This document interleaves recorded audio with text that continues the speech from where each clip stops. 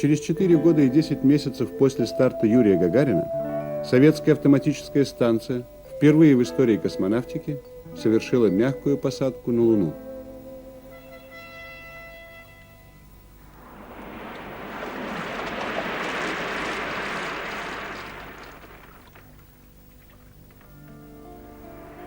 Убегают мечты в безбрежье млечное, в звездах что-то есть человеческое. Их судьбы с судьбами звезд схожи. Одни сверкают в полный рост, другие в пепел искрошены. Как будто от тех, кто исследовал Луну, сказал поэт.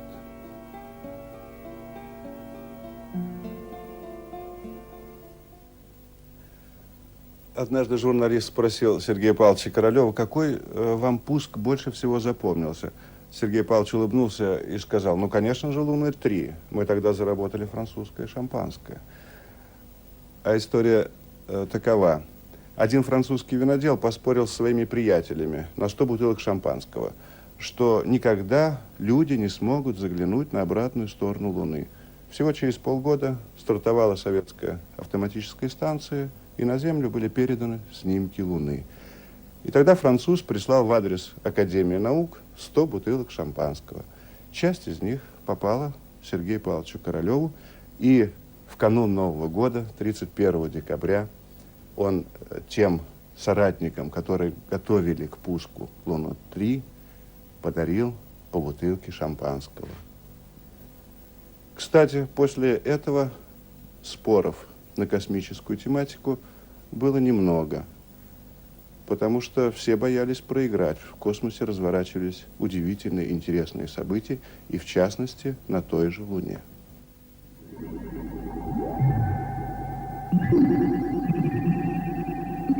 Она вечная соседка Земли. И даже удивительно, насколько мало мы знали о ней всего 2 десятилетия назад.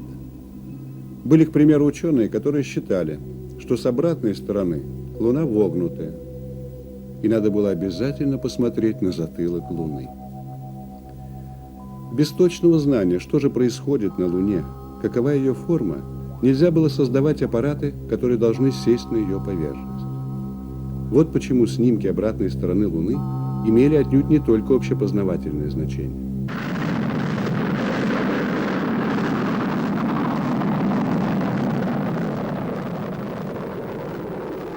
С этого ночного пуска начинался один из самых фантастических экспериментов в районе Луны. До сих пор этот полет поражает наше воображение. Фотографирование обратной стороны Луны, это было, конечно, очень интересная работа тем, что это была очень сложная работа по автоматике. Сейчас такие вещи делаются легко сравнительно. Тогда было новое. Надо было облететь Луну и направить фотоаппарат. Тогда ни у нас, ни за границей, у американцев не было систем ориентации, систем наведения чего-то такого в космосе. Второе, значит, надо было отснять, надо было проявить, надо было передать по радио это все дело. То есть это была целая куча технических проблем. Очень характерно для Сергея Павловича то, Королева, что он не занял позиции, которые мог бы занять другой человек. Что я делаю вот вам прибор, имеется в виду, скажем, космический аппарат и ракету, а вот вы, ученые, ставьте там, что хотите, я за это не отвечаю. Очень характерно для него было то, что он не меньше времени, чем на конструкцию космического аппарата, уделил вопросам этой самой съемки, проявления, экспозиции. Понимаете, то есть вопросы, которые, казались бы, формально к нему никакого отношения не имел. Но он всегда считал важным конечный результат, а не вот тут моя работа кончается, начинает что-то. Надо было привести фотографию, вот что было важно. А если бы она не получилась из-за того, что неправильно выбрана выдержка или еще что-нибудь, то он считал, что он отвечал за это тоже. И я это недаром говорю о выдержке, потому что это была целая трагическая история, когда, значит, в последний момент ученые, астрономы некоторые прислали ему официальную бумагу о том, что выдержка выбрана неправильно, и фотографии не получится. Это, понимаете ли, что получить буквально перед стартом. Один из разработчиков этой системы, он, значит, с отчаяния ночью вышел, сфотографировал Луну просто с Земли этим аппаратом и отпечатал. И таким образом вопрос был снят с повестки дня. Она получилась все-таки. Немало легенд вокруг Сергея Павловича Королева, и одна из них связана с Луной-9. В Академии наук собралось представительное совещание. На нем нужно было решить, какая поверхность у Луны. То ли там толстый слой пыли, как считали многие ученые, то ли поверхность ее твердая. Без этого нельзя было создавать космический аппарат, который сядет на Луну. Дискуссия продолжалась очень долго, несколько часов. Одни ученые утверждали, что толщина пыли на Луне до 20 метров. И вот к концу, к вечеру, неожиданно встает Сергей Павлович, который молчал весь этот день, и говорит: Луна твердая. Ну, недоумение. И один кто-то замечает: ну, понимаете, это, Сергей Павлович, слова, их к протоколу не подошьешь. И тогда Сергей Павлович отрывает листок бумаги и пишет: Луна твердая, Королев. Этот случай можно отнести и к курьезному, и к гениальному предвидению. Я считаю, что это гениальное предвидение, потому что сразу же после этого совещания начала создаваться Луна-9, первая в истории космонавтики автоматическая станция, которая мягко приземлилась на поверхность Луны.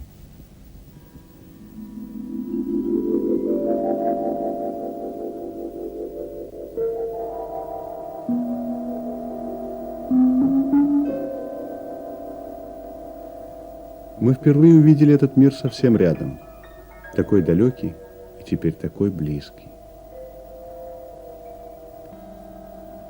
Новая советская автоматическая станция «Луна-13». Она проводит всесторонние исследования лунной поверхности. Впервые мы увидели свою родную Землю со стороны. Автоматы разведали путь для человека. Старт корабля «Аполлон-11». Нейл Армстронг приезжал в Москву и выступал в Академии наук СССР. В моей записной книжке сохранилась запись его рассказа о полете. Казалось, что камни несутся на нас с ужасающей скоростью. Олдрин следил за показаниями ЭВМ и приборов. На высоте около 400 футов стало ясно, что мне придется применить смешанную систему управления полетом, взять на себя пилотирование кабин, а автоматике предоставить частичное регулирование тяги двигателя.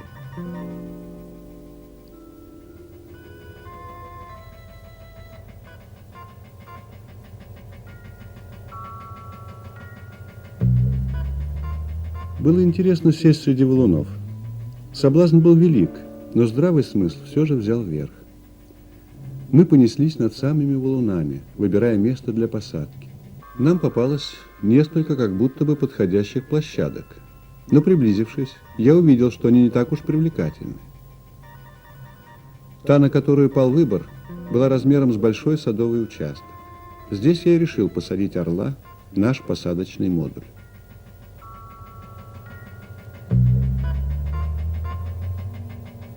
Станция слежения на Алеутских островах приняла сигнал из космоса через 17 минут после старта Юрия Гагарина. В Вашингтоне была ночь, но президента Соединенных Штатов Джона Кеннеди разбудили, потому что событие произошло чрезвычайное. А утром у Белого дома собрались сотни журналистов. И всего один вопрос. Что может сделать Америка в противовес запуску первого человека в космос? Именно тогда Джон Кеннеди сказал: мы постараемся быть первыми на Луне. Принимать ли этот вызов или нет? Президент Академии наук Мстислав Всеволодович Келдыш на мой вопрос очень своеобразно ответил. Он сказал: понимаете, в 20 веке те научные результаты, которые нам необходимо на Луне получить, мы можем получить более простым и дешевым способом, с помощью автоматов. А в то же время, если мы сосредоточим все усилия на исследованиях Луны, то мы вынуждены будем прекратить более широкое наступление в космос. А у нас разработаны очень интересные разнообразные программы. Таким образом, спора о полете на Луну не было. Он не мог возникнуть, потому что космонавтика Соединенных Штатов и космонавтика в СССР уже пошли разными путями.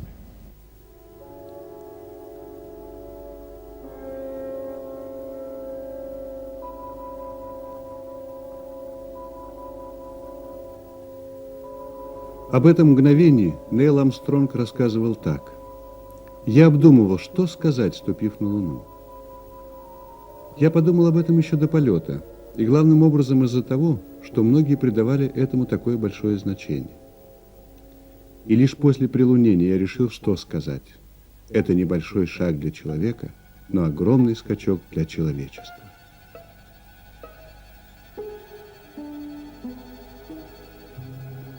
На Луне мы походили на 5-летних мальчишек в кондитерской лавке. У нас разбежались глаза, надо было так много сделать.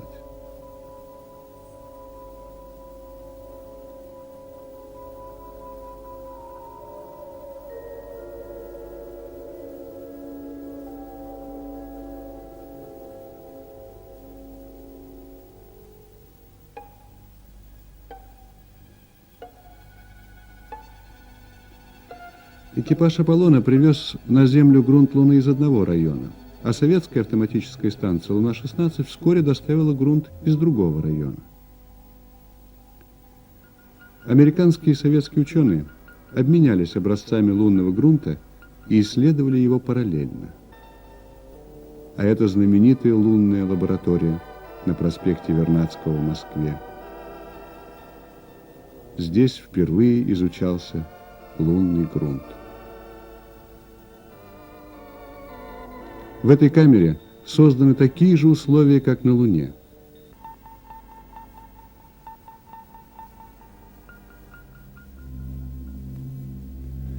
Как и в начале века, появилось много фантастических проектов.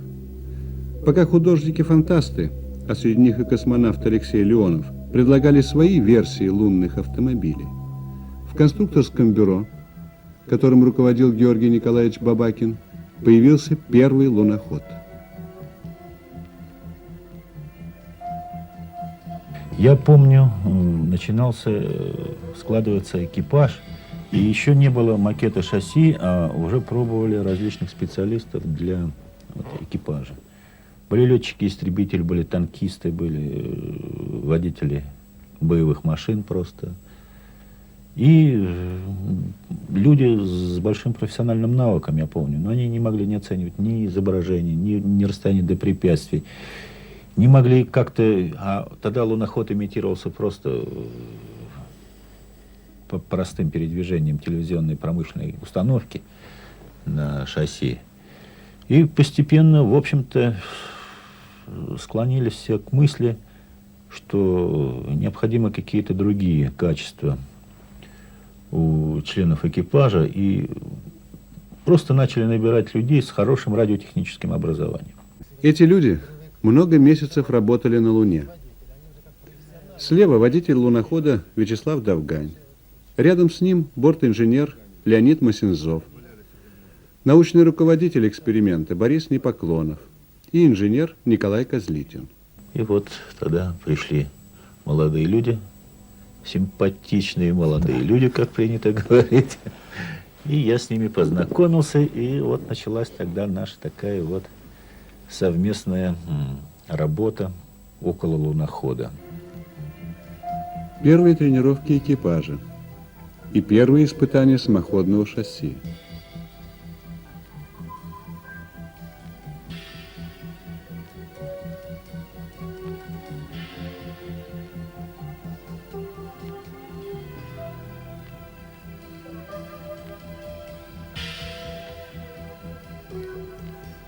И хотя этот специально построенный лунодром был мало похож на настоящее море дождей, где предстояло работать, первые навыки по управлению лунной машиной приобретались здесь.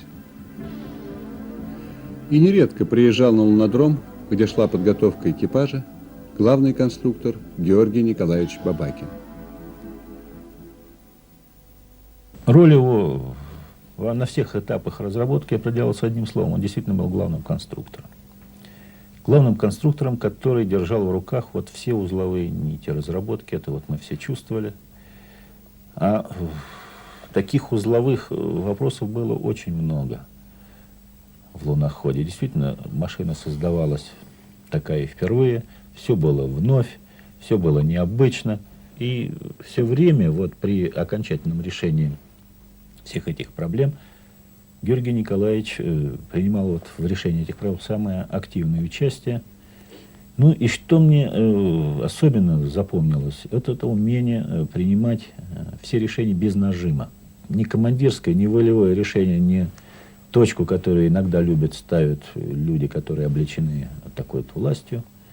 А вот именно с инженерной точки зрения доказательство оптимальности этого решения, работать с ним было необыкновенно интересно. И к нему все время тянуло его. Вот он такой был человек притягательный и очень такой неброской притягательности внешне, а внутренне с очень напряженной мыслью человек и в то же время необыкновенно мягкий в обращении с людьми, хотя чувствовалось, что давалось ему это все большим напряжением силы и воли.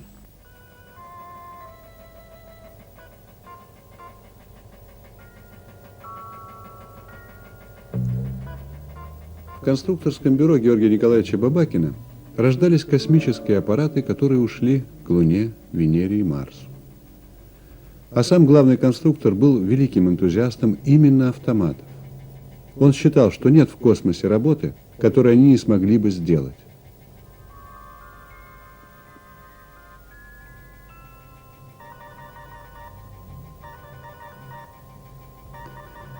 За короткую жизнь герою социалистического труда, лауреату Ленинской премии Георгию Николаевичу Бабакину удалось осуществить лишь некоторые свои идеи.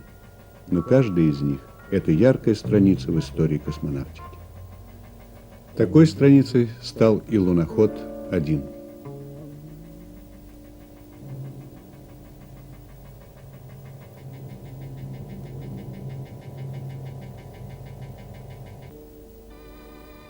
Все члены экипажа заняли свои рабочие места за пультами. За длинным столом сидит государственная комиссия. Георгий Николаевич ходит между пультами, подходит к каждому члену экипажа, хлопает по плечу. Как дела? Не волнуйтесь, все в порядке. Все идет по программе, все очень хорошо. Вот, действуйте по программе, действуйте так, как на тренировках. И как-то каждый успокоился, хотя у водителя и был отмечен пульс 145 ударов в минуту, но все-таки внешне он был спокоен. И первый сеанс связи прошел очень хорошо. Внимание всем на циркуляре. Иван 17, Елена 20. Выдать. Принял.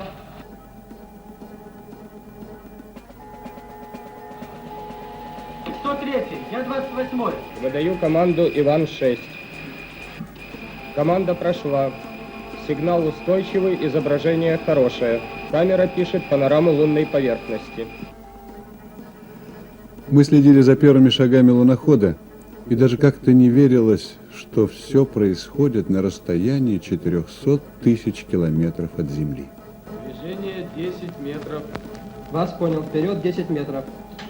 Есть движение. Первое вперед. Есть движение. Теперь минус 10. Теперь минус 15. Теперь уменьшается. Луноход коснулся поверхности Луны. Стоп! Луноход сошел с платформы, коснулся земли. Площадка была абсолютно ровная. И дальше началась нормальная работа. Сигнал растет. Есть максимум. Вижу лунную поверхность. Поверхность ровная. Есть небольшие камни. Решение вперед 5 метров. Первое вперед. Кинематографисты попытались воспроизвести путешествие лунохода по морю дождей. Но это лишь в малой степени передает все то, что происходило на Луне. Там было гораздо сложнее, и слишком много было неожиданностей.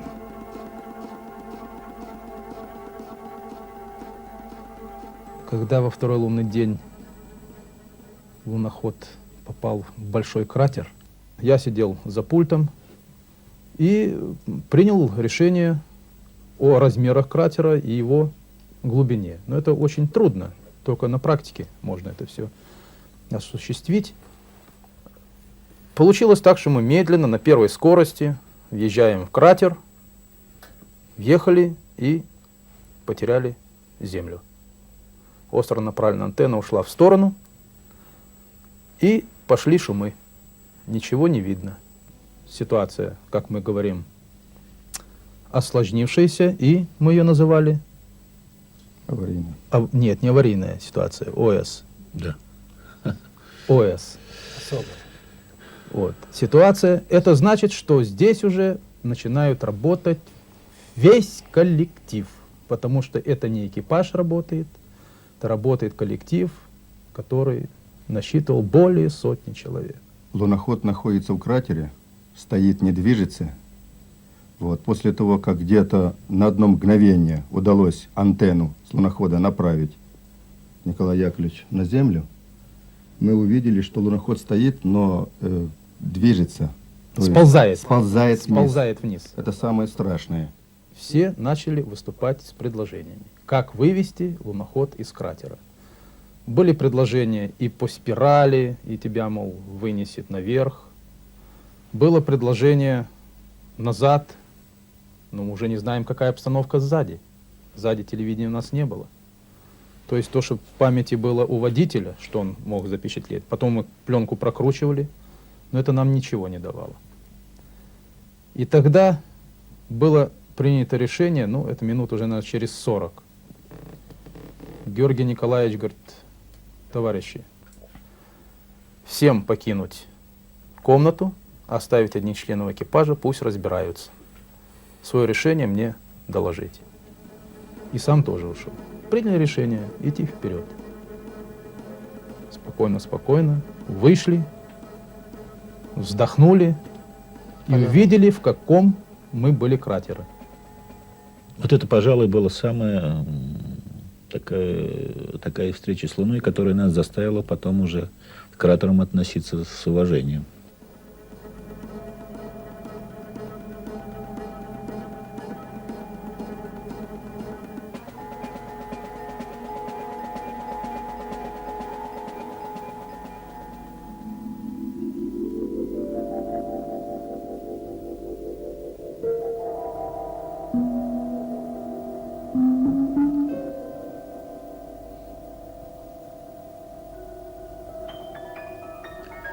На луноходе установлен лазерный отражатель. Он был изготовлен во Франции.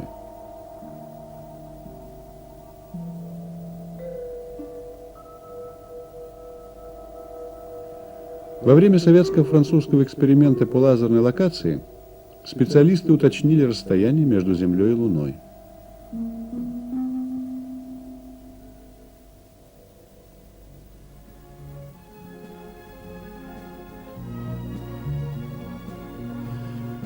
Луна стала ареной широкого международного сотрудничества, в котором принимают участие десятки стран мира.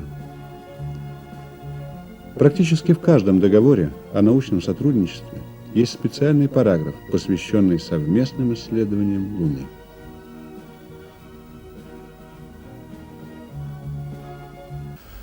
В исследованиях Луны наступило некоторое затишье, и это кажется странным, потому что возможности космической техники огромны. Ну, можно совершать посадки в любом районе Луны. Можно, к примеру, запустить луноходы на ее обратную сторону. И можно даже совершать вокруг лунные путешествия. Но дело в ином. Академик Виноградов, много лет своей жизни посвятивший исследованию Луны, сказал так, что за последние десятилетия мы получили столь много новой информации о Луне, что она превышает все, что мы знали до сих пор о ней. И поэтому эту информацию, эти новые данные нужно осмыслить. И только после этого дать задание конструкторам на разработку новой аппаратуры и новых экспериментов. Я уверен, уже в ближайшем будущем исследования Луны будут продолжаться столь же интенсивно, как и в начале космического века, потому что Луна необычайно по-прежнему интересная и удивительная соседка Земли.